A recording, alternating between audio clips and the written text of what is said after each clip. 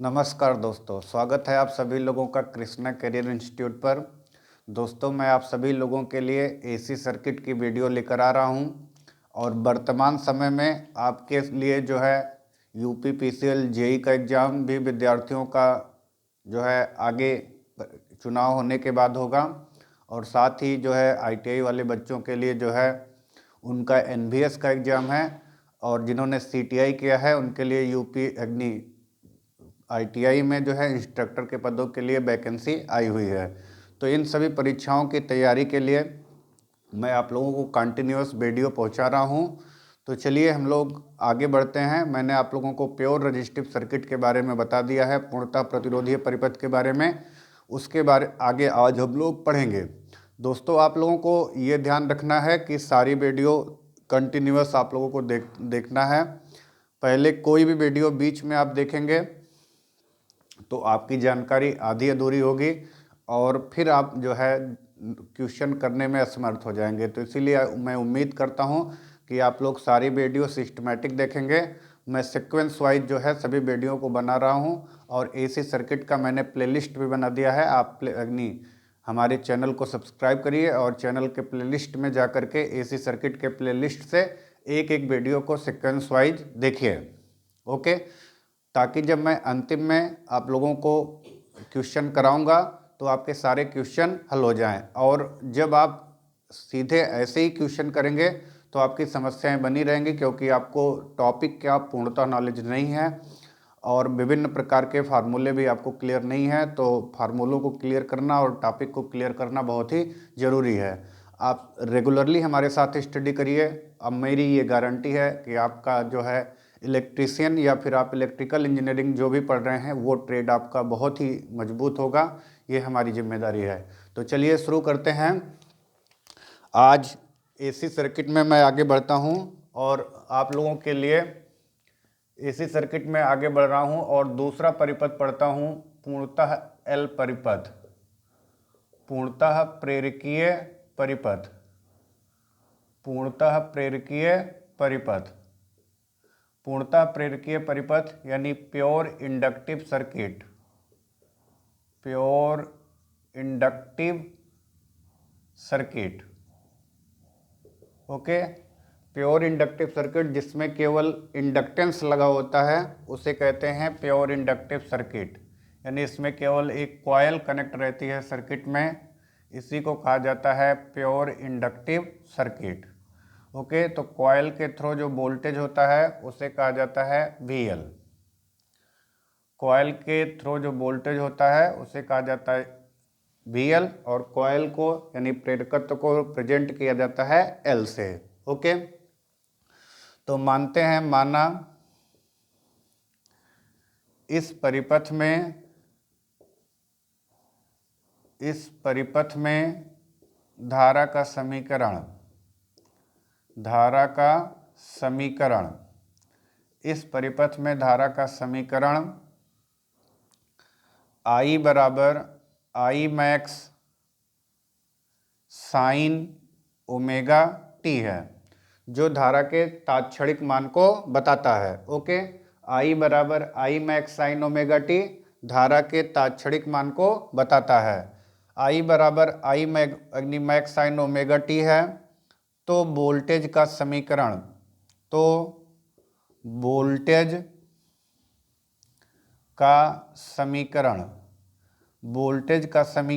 V बराबर VL बराबर V max sine omega T plus π/2 होगा। ओके, यानी प्रेरकत्व में जो वोल्टेज है वो धारा से 90 डिग्री अग्रगामी होगा। ओके, यानी लीड करेगा कितना, 90 डिग्री। अर्थात जो वोल्टेज है वो क्या करेगा, लीड करेगा कितना डिग्री, वोल्टेज लीड करेगा plus 90 degree. Okay, voltage lead करेगा 90 degree. Okay, voltage lead by current 90 degree. Okay, voltage जो है करंट से कितना डिग्री लीड करेगा, 90 डिग्री लीड करेगा। इसको हम ग्राफ की सहायता से देखते हैं।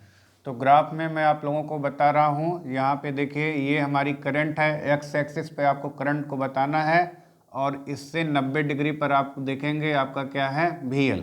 ओके, यानी जो धारा और वोल्टेज के बीच का संबंध है इस परिपथ में वो कितने डिग्री का है, 90 डिग्री का है। चलिए इसका रैखिक आरेख जो है भी ड्रॉ कर लेते हैं। करंट हमारी 0 से चल रही है,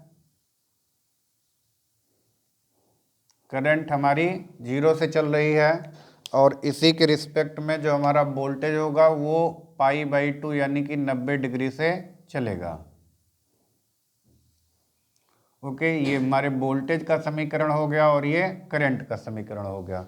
ये करंट का ग्राफ हो गया और ये वोल्टेज का ग्राफ हो गया। तो करंट हमारी 0 से चल रही है और वोल्टेज हमारा 90/2 से चल रहा है, 90 डिग्री से चल रहा है। यहाँ पर देख रहे हैं जब करंट हमारी मैक्सिमम है तो वोल्टेज हमारा क्या हो गया है, 0 हो गया है।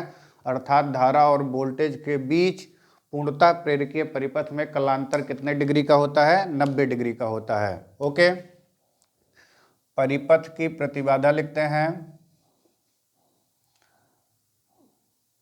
परिपथ की प्रतिबाधा, परिपथ की प्रतिबाधा जो होती है जेड से दिखाते हैं। प्रतिबाधा को इम्पीडेंस भी कहा जाता है, इम्पीडेंस, प्रतिबाधा को इम्पीडेंस भी कहा जाता है और जेड से शो करते हैं। ठीक, जेड बराबर होगा एक्सएल।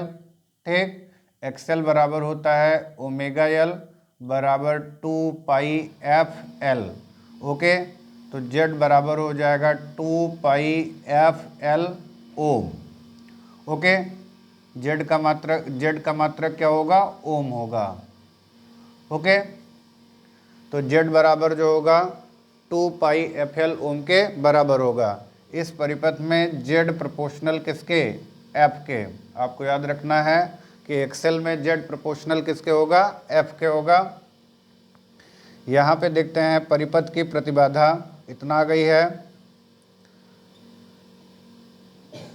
परिपथ का पावर फैक्टर, परिपथ का पावर फैक्टर, परिपथ का पावर फैक्टर होगा cos फाई बराबर R/Z। cos फाई का फार्मूला क्या होता है, R/Z होता है। तो cos फाई बराबर होगा R/Z और चूंकि इस परिपथ में R है नहीं, चूंकि R बराबर 0, इसलिए आपका cos फाई हो जाएगा cos फाई इजिकल टू 0 यानी कि phi is equal to 90 degree. Okay, कितना हो जाएगा, फाई इजिकल टू 90 डिग्री।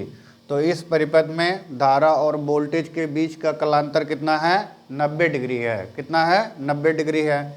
यहाँ पर हम देखते हैं, इसलिए परिपथ में धारा, परिपथ में धारा जो होगी आई, इसको हम क्या कहेंगे, वाटलेस कहेंगे। क्या कहेंगे, वाटलेस। ठीक, परिपथ की धारा वाटलेस कहलाएगी। क्यों कहलाएगी, मैं अभी बता दे रहा हूँ। आई बराबर V/Z यानी कि V/2πfl। ओके, किसके बराबर होगी, आई बराबर V/Z यानी 2πfl होगी। परिपथ की शक्ति जो होगी,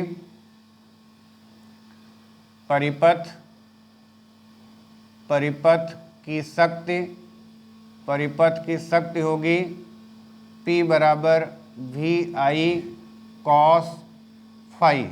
ओके, यानी P बराबर VI cos फाई का मान 0 रखेंगे यानी इसमें पावर हो जाएगी 0 वाट। ओके, इस परिपथ में जो पावर होगी वो क्या होगी, 0 वाट होगी।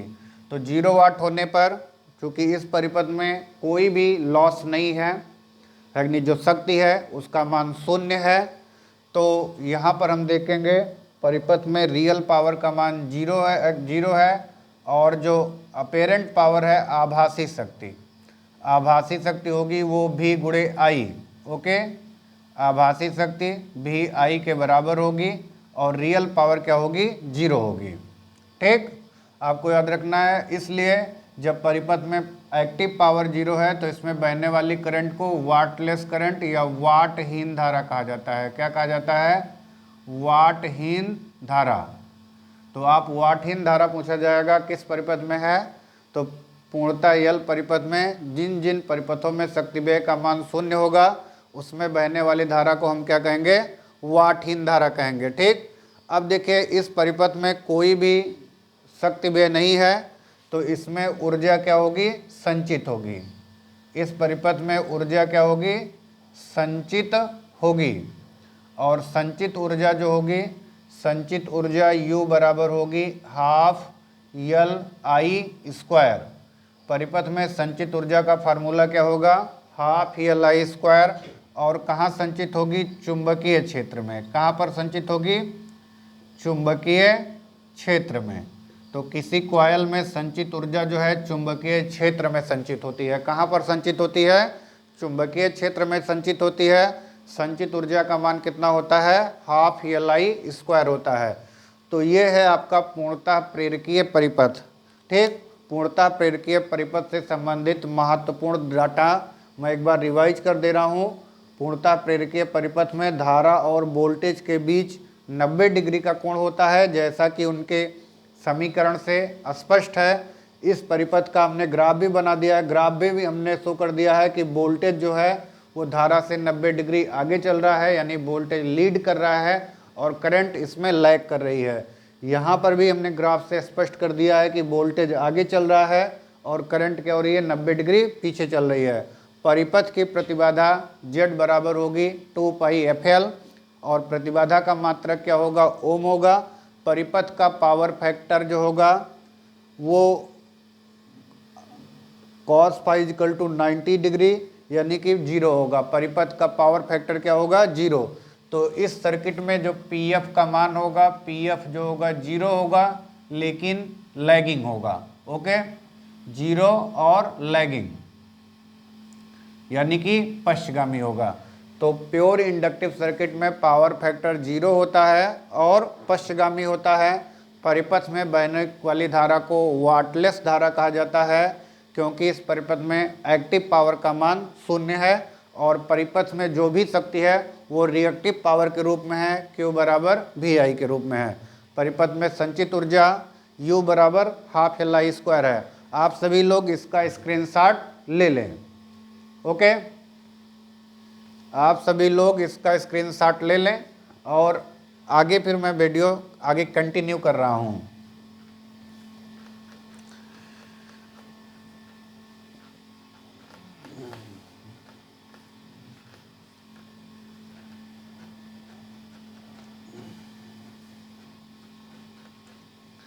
ओके, अब हम लोग पढ़ेंगे अगला परिपथ पूर्णतः। अगला परिपथ पढ़ेंगे हम लोग पूर्णतः धारतीय परिपथ। तीसरा परिपथ हमारा होगा पूर्णतः धारतीय परिपथ। पूर्णतः धारतीय परिपथ यानी जिस परिपथ में केवल संधारित्र संयोजित होता है, कैपेसिटर कनेक्ट रहता है, उसे कहते हैं pure capacitive circuit. Pure capacitive circuit. Okay, इसके बारे में जानते हैं। प्योर कैपेसिटिव सर्किट में केवल आपका एक संधारित्र परिपथ में कनेक्ट रहता है। ओके, प्योर कैपेसिटिव सर्किट में एक संधारित्र परिपथ में क्या रहता है? कनेक्ट रहता है। संधारित्र को C से प्रदर्शित किया जाता है और संधारित्र में जो वोल्टेज होती है उसको कहा जाता है VC। यानी संधारित्र में वोल्टेज को किससे प्रदर्शित किया जाता है? VC से प्रदर्शित किया जाता है। यदि धारा का समीकरण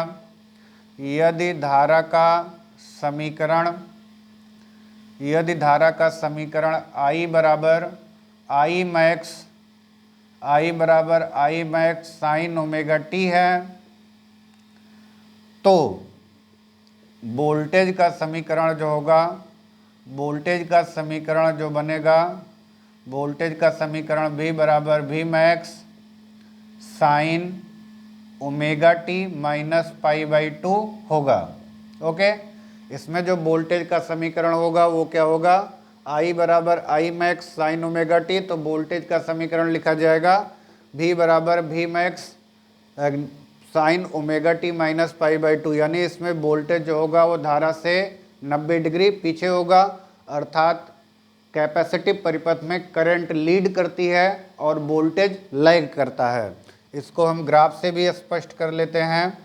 ये हमारा एक्स अक्ष पर करंट आई है और इससे 90 डिग्री पीछे, इससे 90 डिग्री पीछे आपका जो है 90 डिग्री पीछे आपका कौन सा वोल्टेज होगा, VC होगा। ओके, आपको याद रखना है कि पूर्णता धारतीय परिपथ में वोल्टेज हमेशा करंट से लैग करता है।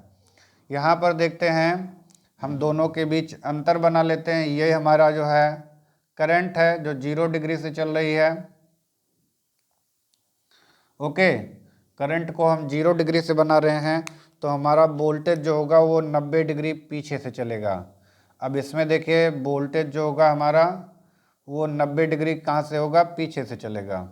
ओके, तो पूर्णतः धारतीय परिपथ में जो वोल्टेज होता है वो क्या होता है, करंट से, ये आपका वोल्टेज है, सॉरी ये करंट है और ये जो है आपका 90 डिग्री पीछे से चलने वाला वोल्टेज है, यानी माइनस 90 डिग्री से वोल्टेज चलेगा और 0 डिग्री से आपकी क्या चलेगी, करंट चलेगी।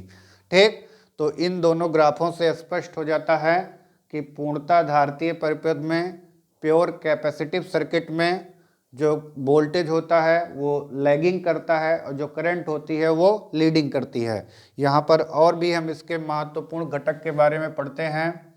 परिपथ की प्रतिबाधा जो होगी, परिपथ की प्रतिबाधा यानी कि इम्पीडेंस जो होगा वो Z बराबर होगा XC के। ओके, Z बराबर क्या होगा, XC के होगा। XC जो है उसे कैपेसिटिव रिएक्टेंस के नाम से जाना जाता है, यानी कि XC बराबर होता है 1/ωc, यानी कि हो जाएगा 1/2πfc। ओके, तो आपको यहाँ से इस सूत्र की सहायता से XC का मान निकाल सकते हैं और यहाँ पर जो है Z का मात्रक जो होगा वो क्या होगा, ओम होगा। ओके, परिपथ का शक्ति गुणक, परिपथ का शक्ति गुणक होगा cos फाई, और cos फाई यानी शक्ति गुणक या पावर फैक्टर आप निकालेंगे, शक्ति गुणक या पावर फैक्टर cos फाई निकालेंगे R/Z से। चूंकि इसमें R का मान आप देख रहे हैं प्योर कैपेसिटिव सर्किट है, इसमें कोई भी रजिस्टिव नेचर नहीं है, तो इसमें आपका R क्या है, R = 0 है। चूंकि R = 0 इसलिए जो है cos फाई क्या हो जाएगा, cos फाई 0 भी हो जाएगा, यानी इस परिपथ में भी cos फाई का मान क्या होगा, 0 होगा, परिपथ का पावर फैक्टर 0 होगा। तो यानी PF आपका PF जो होता है cos फाई, पावर फैक्टर 0, और लेकिन क्या होगा, लीडिंग होगा। आपको याद रखना है कि इसमें पावर फैक्टर जो होगा 0 होगा लेकिन लीडिंग अग्रगामी होगा।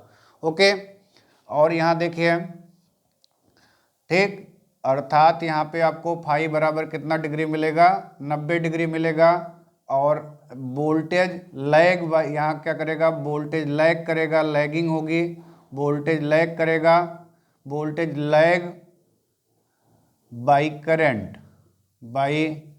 Current, voltage lag by current है कि नहीं, 90 डिग्री, कितना डिग्री लैग करेगा, 90 डिग्री का लैग करेगा। ठीक, परिपथ की शक्ति निकाल लेते हैं। परिपथ की शक्ति P बराबर VI cos फाई, परिपथ की शक्ति P बराबर VI cos फाई। ठीक, तो यहाँ पे हम cos फाई का मान क्या रखेंगे, 0 रखेंगे, तो पावर हमारी क्या हो जाएगी, 0 वाट हो जाएगी। ओके, यानी इस परिपथ में भी पावर लॉस क्या है, 0 है। ओके, इसलिए जो करंट होगी, परिपथ की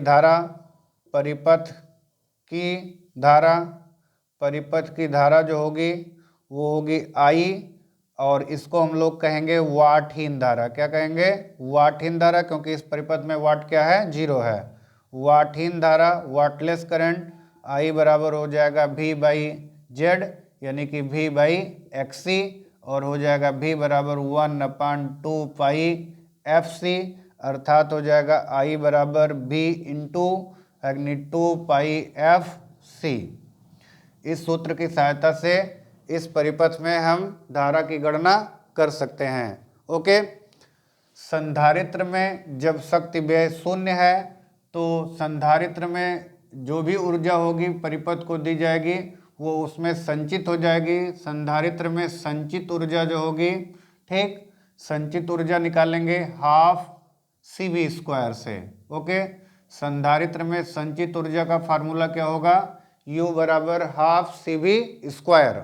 ओके, और ये ऊर्जा संचित होगी, संचित ऊर्जा कहाँ पर संचित होगी, विद्युत क्षेत्र में।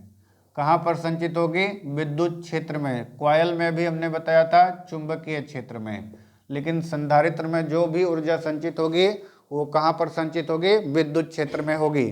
ठीक, तो इस प्रकार आपने देखा कि प्योर कैपेसिटिव सर्किट में धारा वोल्टेज से 90 डिग्री अग्रगामी होती है, धारा आगे चलती है और वोल्टेज 90 डिग्री पीछे चलता है।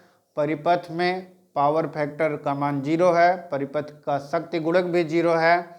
ठीक, परिपथ में बहने वाली धारा को वाटहीन धारा कहा जाता है। ठीक, और परिपथ में यानी संधारित्र में जो ऊर्जा संचित होती है वो विद्युत क्षेत्र में संचित होती है और संचित ऊर्जा का मान होता है U बराबर हाफ CV²। यही सारे आपके फार्मूले जो है आगे आपको काम आएंगे, आपके क्वेश्चनों को जो है सॉल्व करने में आपकी बहुत ही मदद करेंगे। तो आप सभी इसका स्क्रीनशॉट ले लें, आप सभी इसका स्क्रीनशॉट ले लें, फिर मैं आगे अगली क्लास जो है आगे की वीडियो जो है कंटिन्यू करता हूँ। ओके, तो चलिए आगे बढ़ते हैं, आगे बढ़ते हैं। अब जो है हम लोग पढ़ेंगे आरएल परिपथ के बारे में। तो मैंने आप लोगों को जो है मैंने आप सभी लोगों को 3 परिपथ पढ़ा दिए। आर परिपथ, प्योर आर, ठीक, pure resistive circuit, pure resistive circuit हमने आपको पढ़ा दिया कि जिसमें केवल प्रतिरोध होता है। उसके बाद प्योर इंडक्टिव पढ़ा दिया, प्योर इंडक्टिव पढ़ा दिया जिसमें केवल कॉइल होती है। और प्योर कैपेसिटिव हमने पढ़ा दिया आपको, प्योर कैपेसिटिव पढ़ा दिया जिसमें केवल क्या होता है, कैपेसिटर होता है। ओके, जिसमें केवल क्या रहता है, कैपेसिटर। इसमें वोल्टेज व करंट क्या होते हैं, इन फेज होते हैं, वोल्टेज व करंट इन फेज होते हैं, अर्थात इनमें फाई का मान कितना होता है, 0 डिग्री होता है। इसमें वोल्टेज लीड करता है करंट से, वोल्टेज लीड करता है करंट से 90 डिग्री। ओके, कितने डिग्री लीड करता है, 90 डिग्री, अर्थात इसमें फाई का मान कितना होता है, 90 डिग्री होता है। इसमें भी करंट लीड करती है, इसमें करंट लीड करती है वोल्टेज से 90 डिग्री और इसमें भी फाई का मान कितना होता है, 90 डिग्री होता है। आपको यहाँ पर देखना है वोल्टेज और करंट इन फेज हैं, तो इसमें कॉस फाई जो है 0 है। प्योर रेजिस्टिव सर्किट में कॉस फाई का मान 1 है, यानी यूनिटी है। इसमें पावर फैक्टर जो है यूनिटी यानी 1 है।